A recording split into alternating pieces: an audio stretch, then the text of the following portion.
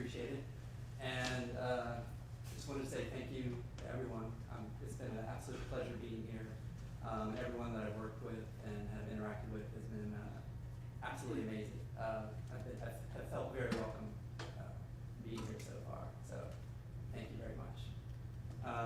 So we'll dive right in. Michael S. I'll give you a little bit of background. We've already gave you some details. I grew up outside of Fredericksburg, Virginia, which is about halfway between Washington, D.C. and Richmond, Virginia. So it's kind of in between the two capitals of the Civil War. So there's the main industry in Fredericksburg is Civil War tourism. So growing up, I kind of studied that and was kind of fascinated by it, and still am today. So I think that really kind of shaped my thought process as I kind of grew into the person that I am today. With that said, who is this guy? As we said, I went to Mary Washington College in Fredericksburg. I stayed home for school, and I grew up working in my father's country store. So I kind of learned business and how to interact with people from him at an early age. Didn't pay me a whole lot, but when I had to leave early, he always let me go early. So anyways, while I was at Mary Washington College, I studied political science and studio art. It was a double major because getting an art major and an art degree on its own, there were no safe bets. So if I back it up with a political science degree, unfortunately, my focus was communism. So that really doesn't exist as much as it used to. So I basically came out of Mary Washington with 2 degrees that I didn't really know what to do with. It was fascinating at the time because the wall had fallen and there was Gorbachev and Yeltsin and all that. So it was really kind of an interesting time to study communism and the fall of the Soviet Union and Russia and all of that. I was always fascinated by the Cold War as well. I was a Cold War baby.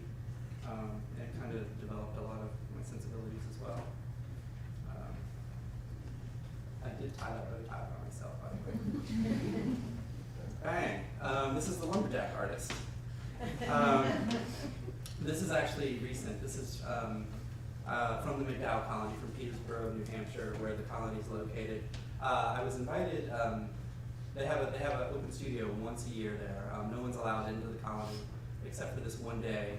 We have open studios, and the curator came through, and he was actually curating a show in town at this Sharon Arts Center, and he kind of was listing off all of these artists, and he had seen my work in New York, and I was doing this little experimental drawing. This is not what I typically do, and he loved it. He's like, "Can I include it in the show?"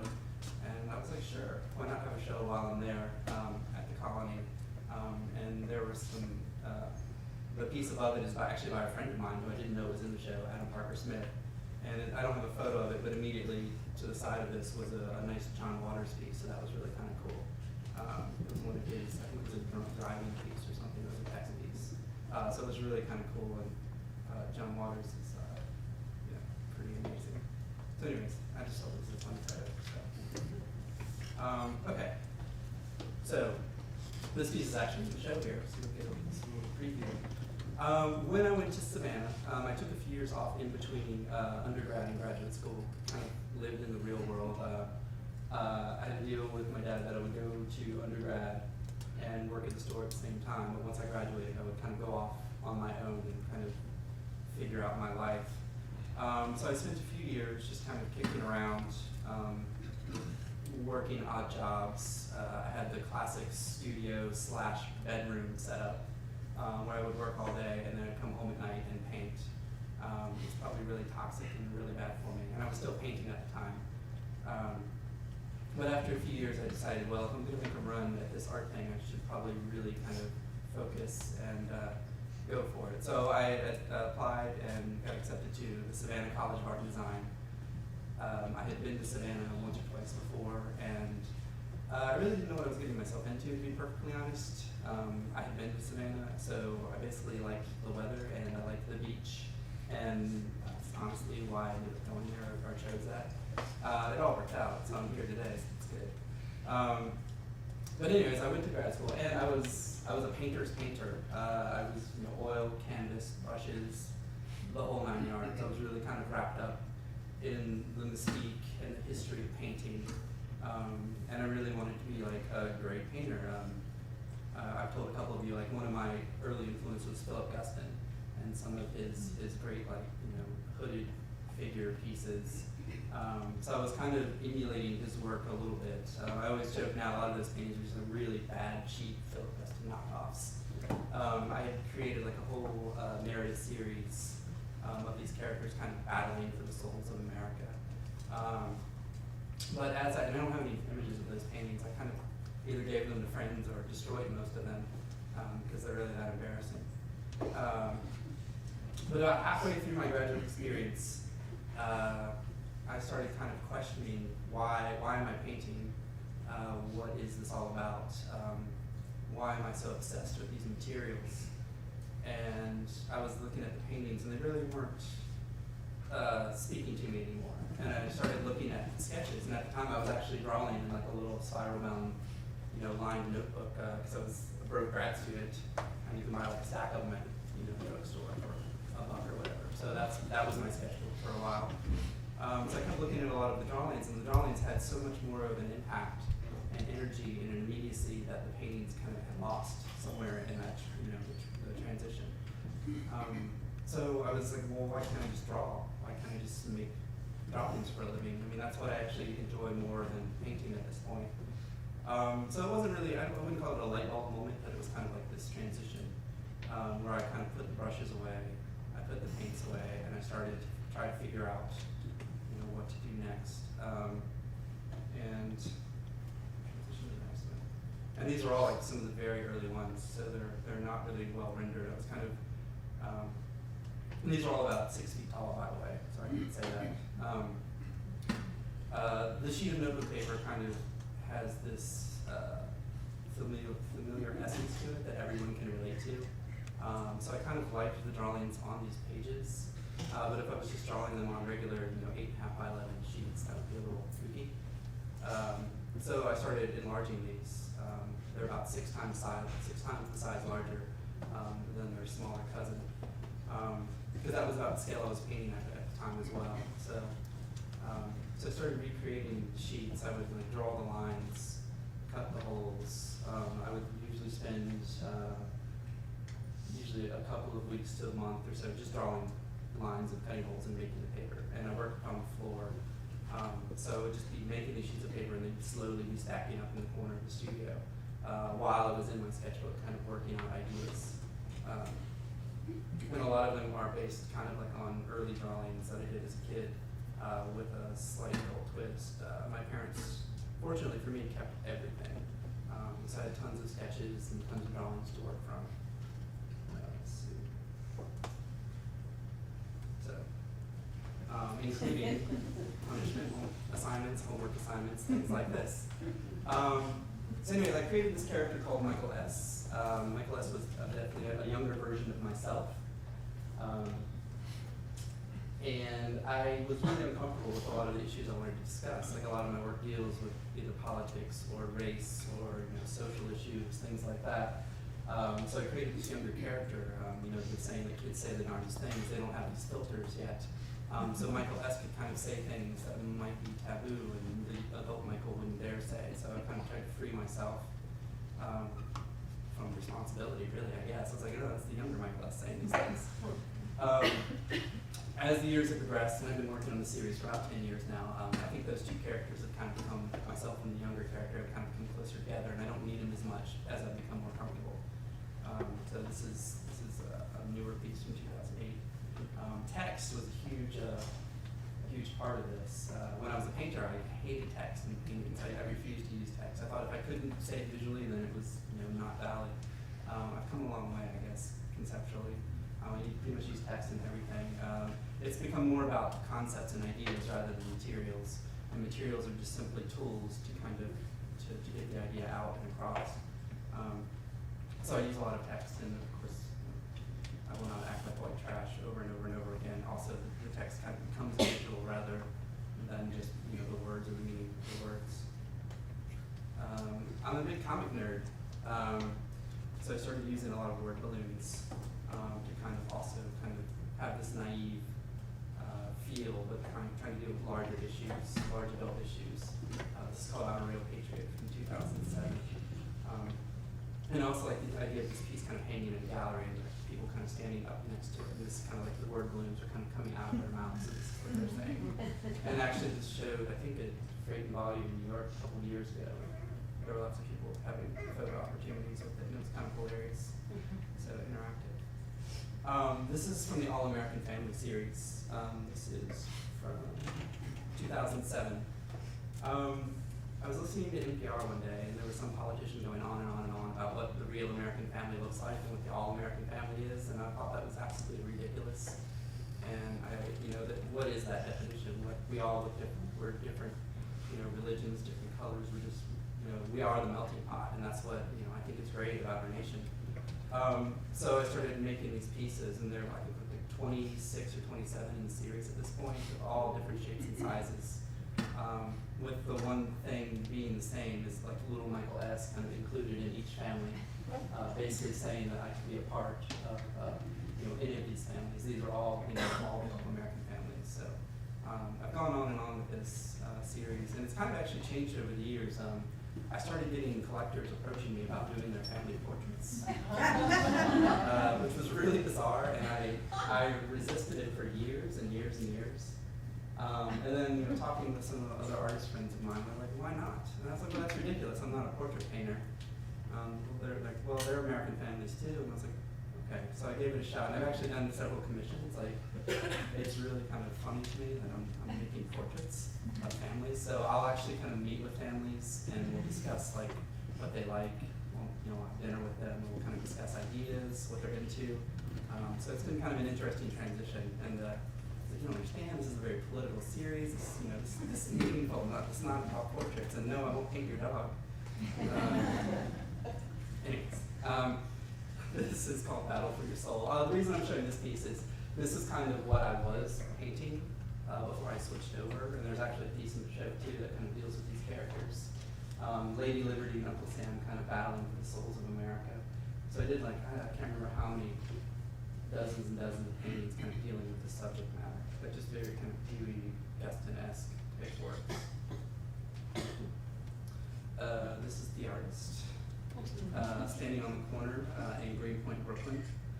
This is from 2008, and I put this up here because this was really a cool moment in my life. This is right before we went to the Artists for Obama gala that was at Pace Gallery.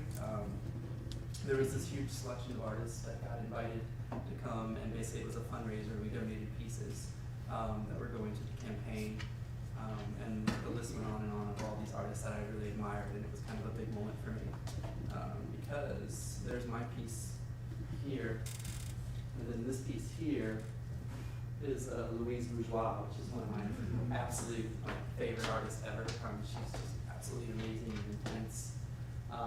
So it's a really bad image, but that was a really very, very exciting, giddy moment for me. So this is Miami. I'm going to show you vacation pictures now. I wanted to show you Miami because way back in the day when I was first kind of getting my start, and if you guys have questions too along the way, please just yell at me. I really can drone on and ramble. Anyways, early on, about 2002, 2003, coming out of graduate school, I got accepted into the Scoggins and went and did the residency. I had my pieces show. I was also offered a show in Atlanta at Saltworks Gallery, so it was kind of like all these things kind of just snowball. And then I went to Miami with Saltworks. It was either the first or second year that the art fairs really started to have an impact, and they came to Miami. And I don't know how you feel about art fairs. I have mixed feelings, but it really kind of helped me get a start back in the day. The very first week that we were there, the weekend, I just remember all these collectors were coming in. I had just thrown a bunch of literally wrapped up a roll of drawings and thrown them in the back of my car and had driven down there from Savannah, and I had $20 in my pocket. And I just remember meeting all these collectors, and they were just kind of going nuts over the work, and it was just really like a surreal experience. I just remember calling my mother like every other hour, like, I sold another piece, I don't know what's going on. I couldn't give this stuff away like a week ago, so it was just kind of like this really bizarre moment. So anyways, we'll go on. This is from a show I did in Miami at Diane Marek Visiting Artist. These are just kind of installation shots. I wanted to kind of, so you can get a feel of like the work and in a space and an environment. And that's my buddy Shane. He travels with me sometimes and helps me install shows. So this is like us unpacking the work. This is us hanging mounts. We didn't plan those outfits, so I can just so this is like putting the mounts up, and you can see the work's on the floor. Some of you guys that helped, you saw all of this already, so this is old hat. There's Shane after an exhausting day of install. I did this pile of foam fingers for this particular this show. As my career has progressed and prices have kind of gone up, and we can discuss all this stuff. Nothing's off the table. I'm happy to discuss these things. I try to have something that's either very affordable or free with each of my shows, because a lot of my collectors are young. I don't know, it's always kind of difficult to find that balance between prices and collectors and things like that. So this was, people were welcome to walk up and like take one and walk away with it. So we had like 2,500 of these made in this giant pile in the middle. And we had 2 receptions actually. There was one for like the collectors, and it was during Miami Fossil, so there was like a second public reception. But the first reception, Diana, the gallery owner, she has like 8 or 9 grandkids, and they literally were jumping in this pile of fingers like a pile of leaves, and there was just chaos all over the gallery, and it was pretty amazing. It was awesome. So there it is, installed. There's another installation shot to kind of give you an idea of the space and the pieces. Piece in the corner there, Old Glory's Way, is actually in the show as well. This show here. Like I said earlier, I'm a comic nerd. I started doing comic book cover pieces several years ago. This is from a series called I Love/Hate George Lucas, because I love Star Wars and I'm a big nerd about it, but he also created all these awesome things, so I didn't have to, so I think he kind of maybe ruined my imagination a little bit. So anyways, it's always a love-hate thing. So all these covers, I've been collecting comics for years, so I started doing covers that were, personally significant to me. So this is one of them. And this is a G.I. Joe cover, G.I. Joe number 2. This is the first comic that I ever bought with my own money off a spinner rack in a 7-Eleven. I don't know if you know what spinner racks are anymore, but they used to have them. So, this is Rainbow of Death. I went through this weird phase where I wanted rainbows to kill things. I don't know why. It was about a year or so. I just made all these rainbow pieces, and they were like killing little figures.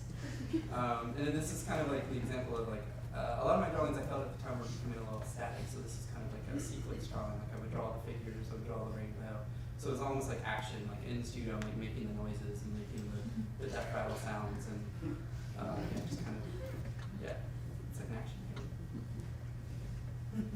I deal with religious issues a lot. I grew up in a Southern Baptist family, and that impacted me as well. So I kind of saw, like at the age that I was there, I kind of saw the influx of the fundamentalists kind of coming in and taking over the churches and things like that. I don't know, I find it endlessly fascinating. So it's something that still sticks with me a lot. Kool-Aid Man. I use a lot of pop culture imagery, kind of talking about messages. Is Kool-Aid Man still around? People know what that is? This is Manifesto Pile, which is also in the show, but this is kind of in a pile in the corner.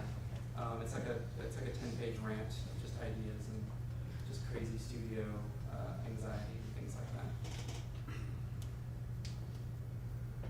This is the best drawing ever. A lot of my work also kind of deals with like art world, like the silliness of it and dealing with it on a daily basis. So I decided, why can't I make the best drawing ever? So I did. And it is, I swear.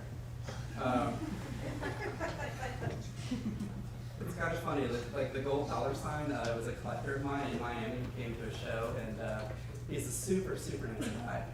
But he showed him like his polo shirt had this giant gold dollar sign like embroidered on his polo shirt, and I was like, that is just badass. It had to be really brave to pull that off, and I just thought it was hilarious. So I kind of put that in there as like a shout out to him. So I didn't pull it off. Once again, kind of dealing with our old snarkiness.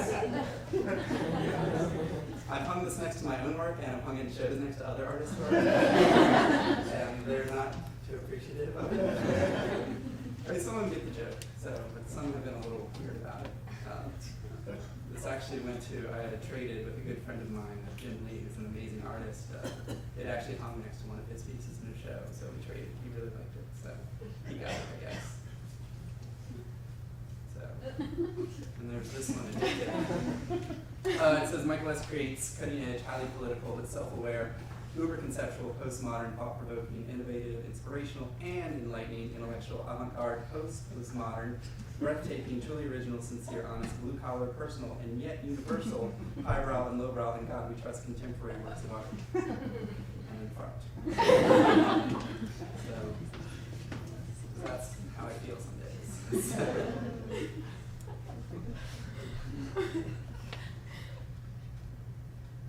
And this has also become a pretty popular series. I'll just let you read it.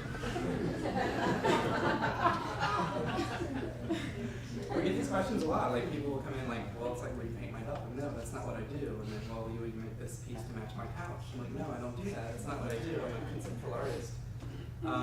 But the funny thing is once I made this piece, this was the original, and I've done like 4 or 5 since then. In different colors, which has been kind of funny.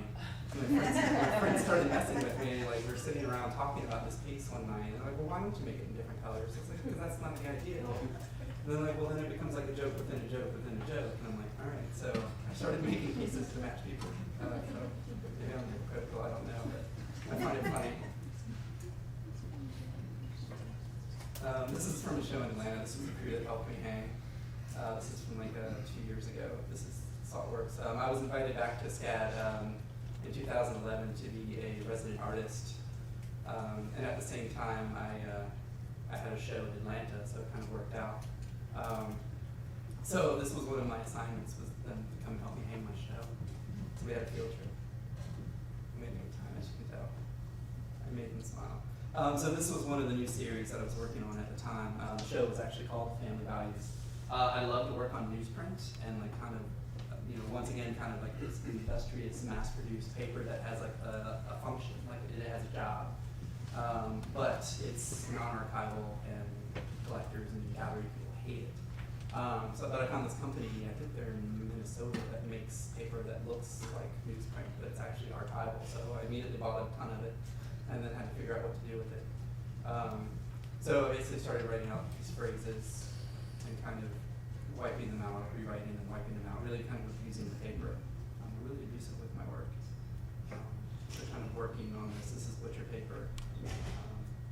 So layers and layers of graphic, wiping it out, putting it back in, and making very simple statements. This is red sign. I started messing with my format a little bit. I'm primarily known for like the notebook page, but I started doing like these square bound like sketchbook pages as well, and talking about art school and things like that. Just to kind of change the format. And she's about 7 feet tall, so it's pretty large. This is War is Good. This was the first time we installed it. It's here as well. This is at Creighton Volume Gallery in New York. It's me on a ladder trying not to fall down. Hanging the piece. The hanging here went a lot smoother, so I thank you guys. Yeah, this took me 2 full days of being on a ladder and hanging stuff, and I don't like heights, so there's some details of the other installation. This is Poorly Drawing. Also kind of, I kind of got away from, the idea of like fine art, it's like this thing that's on a pedestal, it's like this hierarchy. And once again, using like the notebook format, it's like this throwaway object, it's this thing that's not precious. So I try to treat my work that way. So I'm really trying to get back into like crumpling and destroying pieces and kind of treating them like you would like a smaller piece. Also, I was kind of trying to do to say more with less. I'm a rabid doodler. I'll fill the page if you let me. So this piece is actually very hard for me because it's really hard to walk away because my natural instinct is just to kind of keep going. And I like the idea of these drawings kind of taking on personalities. Some of the other drawings in the show also kind of had phrases. So it's like, oh, feel sad for me, or drawings are jealous of paintings and things like that. So, this is Art is a Weapon. Once again, like very simple, but there are probably about 30 or 40 different versions of this in my sketchbook, working on the wording and the placement and all of that. So there's an installation shot. That's my studio assistant Shannon. I told her to stand there and thought she was interested. Earlier this year, I was very fortunate to get a phone call from New York Magazine. And basically, they pitched it to me. It's like, we have this article, the lead article, the cover article, that's going to be about high school, like ruined my life. And they had seen my work and asked me if I had any images. It's like, oh, that's perfect, thanks. So I'm all about ruining people's lives. So I started sending them images of student pieces, and this was actually one of my favorite pieces. There's the whole thing. It's called Lost and Alone. The funny story is, though, I never really thought about it, but New York Magazine is a weekly publication, so everything's very quick. And I was actually in Miami at the time giving a lecture, and so they called me, and I didn't have any images or anything with me, so I had my studio assistant in the studio, like trying to dig up all these images, and none of them were high enough resolution, so it was just like this nightmare. And I was like, oh, I just lost the cover of New York Magazine. But luckily, the collector who had bought this piece years ago lives in New York, and we tracked him down, and he was really gracious. And he brought the piece over to the gallery there. The New York Magazine came and reshot it, and then like a day later, it came out. So it was pretty crazy. So it was really kind of a cool moment to like walk past newsstands all over New York and see your piece on the cover of the magazine. So it's pretty nice. So there's the original again. This is Wiener Schnitzel. I just went to Vienna earlier this year. I showed a gallery called Ernst Hilger, and I ate a lot of Wiener Schnitzel while I was there because it's amazing and it's good. And these are pieces from that show. Once again, pop culture. Captain America would probably never say that. But, it's based on Jack Kirby. He's an artist, great artist.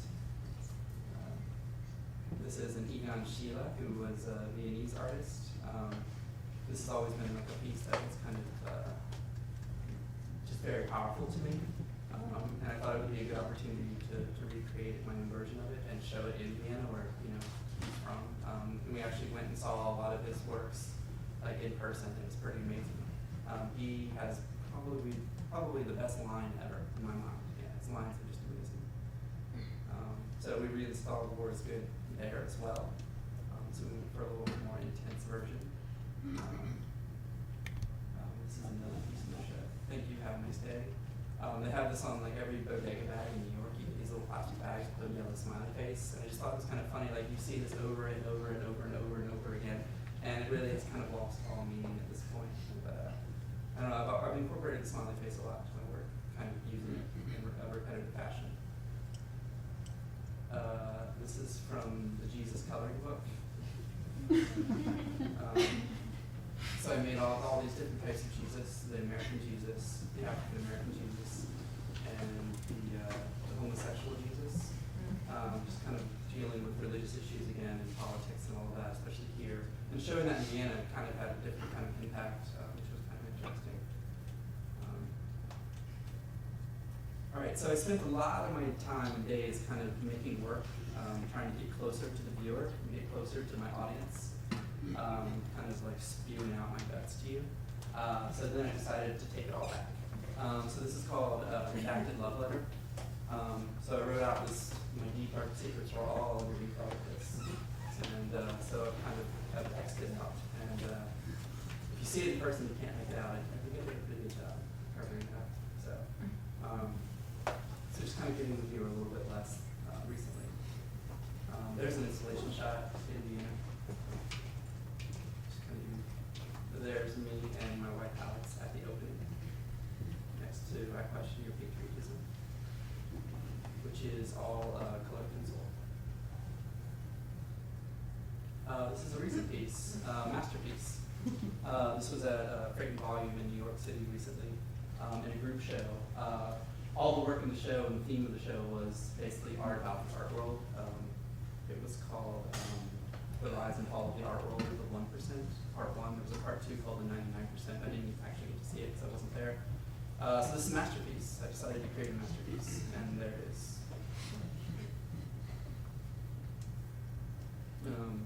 I made this piece, and that kind of made some of the other artists in the show angry, because I think art about the art world is kind of silly and low-hanging fruit. It's easy pickings. So I'd rather much talk about politics and war and that than like really important things in the world, rather than something that's kind of elitist and kind of for the 1%. So this was actually made at McDowell. So August 10th was the. I made a painting. I hadn't made a painting in about 10 years. I went and bought some brushes, and I bought some powdered graphite, and I mixed it in with magnesium, and I made a painting. And living like in New York City and where my studio is in Bushwick, you see a lot of bad painting. So this is just showing bad paintings. And it's, I'm not trying to be, like I say, I'm being critical, but there's just a lot of it, and I think there's a lot of good art out there that doesn't get recognized. And I think once again, it's about hierarchy and who you know and things like that. So this is my studio at the McDowell Colony. You'll recognize a couple of these pieces in the show. That's here at Cress. So there's kind of like an installation shot. There's me attempting to throw one of these planes that you'll see in the gallery. They don't fly. I did try. Yeah, they seem like a stone. So hopefully one day I'll figure out how to actually throw one of these. And this is me. Last winter, I got invited to this show at this small gallery called Small Black Door in Ridgewood, Queens. And it was a friend of mine that curated it, and it was a sports themed show. It was during the Super Bowl. So everything in the show was sports themed. And so I had my mom send me all these. I had this idea for a while in my sketchbook, but had never actually pulled it off. So basically I had a giant cat head made of myself, like when I was like 6 or something, getting younger, playing soccer. It was terrifying. It was really tall. It was like, yeah. Anyways, it's kind of fun. And then there's a shot of my studio and my number one fans. So that's all I have for you guys. So, any questions, Bob, whatever you want to do, I'm here. Can you talk a little bit about your residencies, just the structure of residencies and what you find attractive about doing them? Well, I think scouting originally was right out of grad school, so I think it was like it was a really good transition for me, kind of like from getting an MFA and like, oh, what am I going to do now? So it was kind of like a cushion almost to kind of meet people, to network with other artists. I mean, I still have friends that I met and are really good friends today, but it was like a nice transition into the real world, as they say. With McDowell, which I just did, was there for 2 months. I've been in New York for almost 7 years now, and for a while there, I felt like I couldn't leave New York, like I had to be there because it takes a few years to even adjust. But after 7 years, you're kind of ready to get out and kind of go explore and just to get away from the hustle and bustle and go and where you have a studio where you can just focus on work and not worry about other things. So at different times in my life, it kind of did different things. But yeah, I would recommend them for any artist. They're pretty amazing. So McDowell was a surreal experience. So when they fed you, you had a free place to stay. It's pretty sweet. So. Yeah. Do you have any advice for us younger artists and going to college? Yeah, I mean, I think, like for me, I guess it's different for everyone. Like it was good for me to take a few years off between undergrad and grad. I don't know if that's for everyone, but it worked for me. I think I wasn't really mature enough to kind of, I was still figuring myself out a little bit. So it took a few years for me to kind of get that like life experience, real world experience. And when I was ready for grad school, I knew I was ready. Because I wasn't really going to make it just painting in my bedroom. You know, I had to go and go seek a higher degree or figure something out. I mean, maybe that's not for everyone, but it worked for me. But I would just say, if you're going to go for it, really go for it and work really hard and do your homework and yeah, just be willing and open to criticism. You have to develop a really thick skin. But I think it's also, especially now in this environment, when you have peers that you can talk to each other openly and honestly about what you're doing. And I think a lot of times things become kind of a session of critiques. I think you should, say what you're thinking, and your peers will probably respect you long enough. So that's all I can say. What else can I say? Yeah. About your creative process, I'm wondering, for instance, how do you take a small sketch and grade it out and translate it to a large format, or what's just I used to, like, the very first few, it was literally like a projection. I was drawing in a sketchbook and I was blowing them up and I was like trying to retrace them. But I found out quickly that that didn't really work, because like the paintings, they really were kind of losing energy or that, that sensation that I was going for, that immediacy. So I kind of abandoned that right away. Depending on the piece, a lot of the earlier works were based on a lot of sketches and drawings that I did when I was younger, slightly twisted. Today, a lot of it is kind of, I write a lot in my sketchbook now. I don't really draw anymore in my sketchbook. I kind of write out ideas and concepts, and then that becomes the drawing. I don't know why that happened or when that happened, but it's been kind of an interesting transition. So you'll open my sketchbook and there might be like a 2-second doodle, but then like a paragraph describing what I'm going to draw or what I'm going to create. My work has led to a lot of conversations with other people. Like I'll do like a quiz or a report or something, and like at openings and receptions, people often approach me and be like, "Oh, this is great. I remember doing that. But do you remember doing this?" And that has kind of like it's kind of perpetuated and kind of built on it from just conversations with other people. So that's been kind of fascinating. A lot, I didn't show you, but I do a lot of like homework assignments and tests and things, and I'll actually bring in other artists to the studio to like grade these pieces. So they're like collaborations at this point in a way. And depending on the artist, sometimes I'll tell them where the mistakes are, and other times I'll just kind of hand them a red marker and say, figure it out. So it becomes kind of like a little game as well. So yeah, today it's mostly just kind of, whatever current events are going on in my head. But in the past, yeah, a lot of the early stuff was based off drawings from when I was younger. So. Now that you can afford whatever sketchbook you like, you still use spiral down? I don't. I mean, I have some laying around the studio, and I do break them out every now and then. But most of the stuff now I carry is like pocket size, just because ideas just come whenever. So we usually always have one. I have this vision of just carrying out stacks. No, not as much as I used to, but yeah. Talk money. Okay. Talk about, for students especially, various strategies that you've done, and there's seasoned artists here too, that fall into when price points increase. Share when you've been able to make those increases. There's a magic formula. Actually, I think I sold the very first notebook piece to a couple that came. This was in grad school. That we had an open studio, and this couple came in, and they liked the piece. I think I sold it to them for like $100. I was broke, and I had no money. And the fact that anyone wanted to buy one of these, I was like, yes, that's great. I think like the first year, once I started showing the Saltworks in Atlanta, I think we raised the price to about $800 or $900 to start with. And as I've started dealing with more galleries, it becomes a little more tricky. But at the end of the day, I decide my prices. And I always have discussion with all the galleries about price raise. And since I do have a lot of younger collectors, and some of the galleries I work with are more established and some are younger, I try to always find a middle ground. For a while, it was like a steady percentage increase each year. That just seemed to make sense. When the art market was booming, I saw a lot of my friends just jack their prices up to ridiculous levels. And then when the bubble burst, a lot of them had a really hard time. But I was, with the help of the people that I work with, we just kind of were very practical and reasonable about, slight increases over the years. So I feel like I survived the crash because my prices weren't ridiculous and we just kept chugging along. So. Did your, it sounds to me like the country store understanding the customer Yeah. base and retail, you know.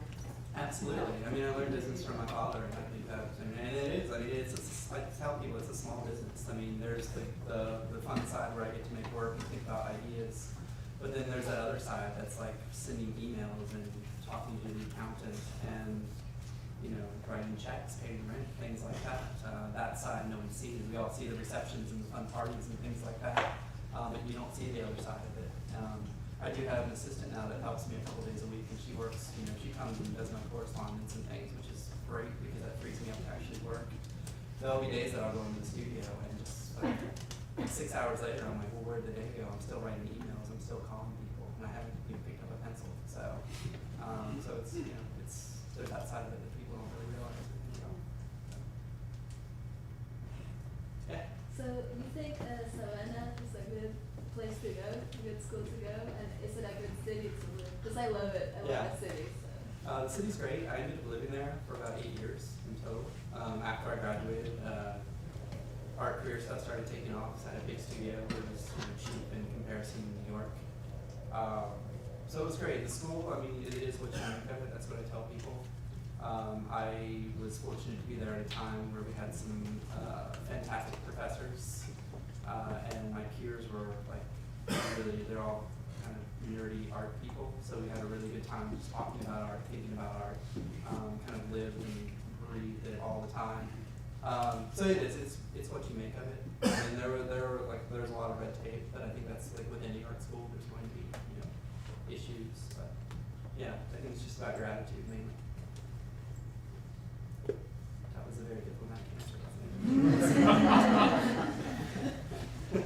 One other question is, I haven't seen this show yet, so it looks like the paper is just hanging Yeah. on the wall. When a collector buys it, are they reframing it somehow or encasing it in some way that? Yeah, typically, I mean, they're hung slightly off the wall, in like in a gallery setting. I kind of like the float. I didn't really talk about it much, but like the tears and folds and shadows that it creates. Right. They're also, the lines are also drawn on the back side of them. So they're not just drawings, they're sculptures, they're objects. So all the tears and folds and stains and all that's like history that's added to it, just like you would with a regular sheet of notebook paper. It's gonna gather this patina or whatever. So they're hung slightly off the wall on mounts, on Velcro mounts, so they kind of create those shadows. As the years have gone by and collectors have started buying the work, I was really kind of anti-framing. And I've seen some that are just framed and they're like flattened in a frame, they look awful. But now they're talking to some frame shops. There's a lot of like plexi type boxes and things that are built, so they're kind of clear, and the pieces still can kind of hold their shape and kind of breathe. So that's been kind of the happy compromise. And a lot of them do look really nice in those boxes. Have the collectors had any issues because of being works on paper? Mhm. Even as archival papers, you know, with museums, short time that they're Yeah. out and lit. Have you had any issues where people are you know, they've hung them in Miami in a sunny room? Yeah. I tell people to treat them like you would a regular sized drawing. Early on, I was just using whatever materials I could afford. So whatever I could buy in the drugstore, I was like using highlighters and like some of the worst possible things that you could use as far as archival feature. I do spray everything now with like a UV spray fixative to protect it some. And as the years have progressed, I do use more like, you know, art-friendly materials and things like that. But I still, you know, with the warning, like you probably don't want to hang it in direct light. If you do want to put it in a box, make sure it's like a UV plexi to protect it from light and dust and things like that. So I've had a few come back to me, but not many, which has been really nice. And I've reworked a few for the collectors. I had one guy that had it stored in a closet, just kind of out, it wasn't wrapped or anything. And he was a young guy, a really nice guy, but I guess a mouse had taken up living in the middle of the tube. So there was like rat droppings or mouse droppings all over it, and it had faded as well. So he sent it back to me, and I reworked it, and I kind of reworked it, or kind of cleaned it up and covered everything up. And but for the most part, I haven't really had that many come back. The subject matter you depict is kind of like hot button topics. Like, have you ever had like an extremely negative response from viewers? And like, is that something that you're looking for, like the response? Yeah, you know, I've been fortunate enough for a lot of people to do kind of like the work, enjoy it, and because it is kind of funny, and since I'm approaching it from like kind of a naive perspective, you know, people just think, oh, that's really cute, or that's really funny, and I'm okay with that, that's fine. But I have had a lot of haters as well, and I'm actually okay with that too. I always say, you know, if someone's just indifferent to it and like walks away without a reaction, then that's kind of me feeling like I've failed. So yeah, I love the haters, it's fine. A lot of the times I'll take kind of the opposite position. It's like tongue in cheek, so it's like I'll take the opposite position of what I really feel.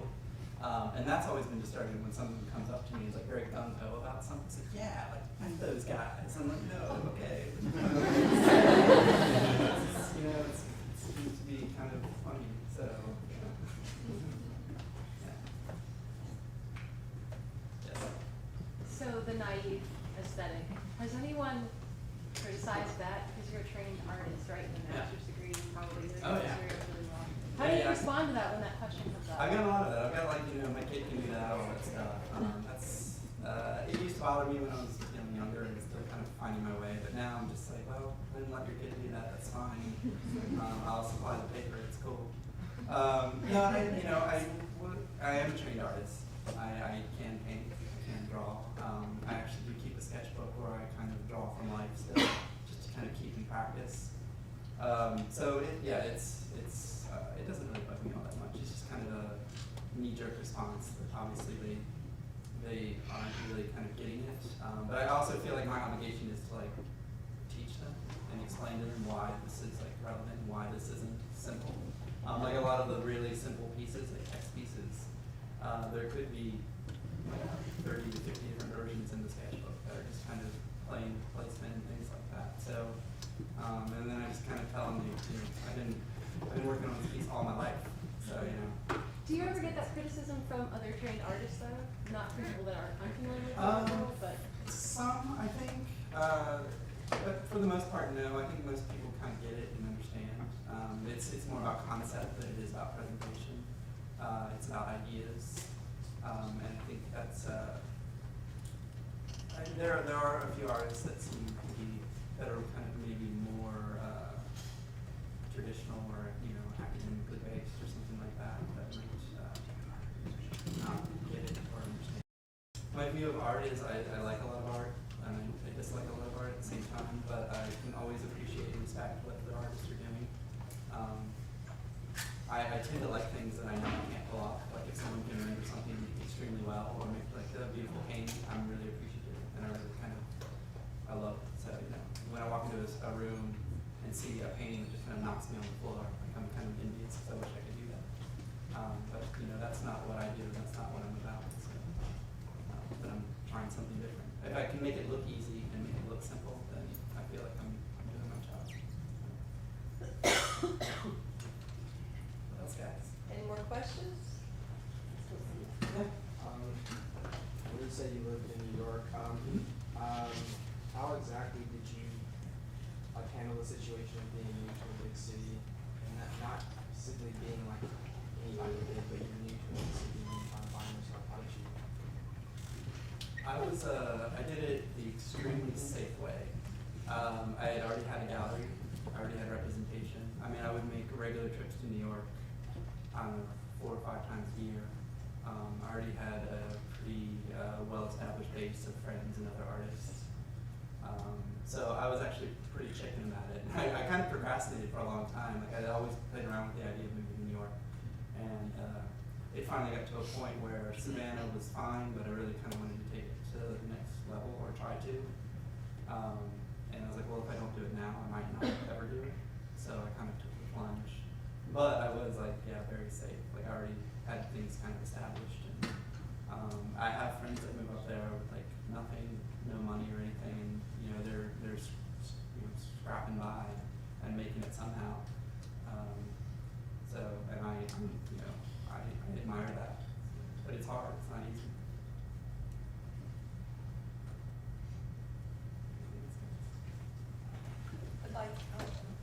So you made it big, right? Doing this big drawing stuff. Do you ever get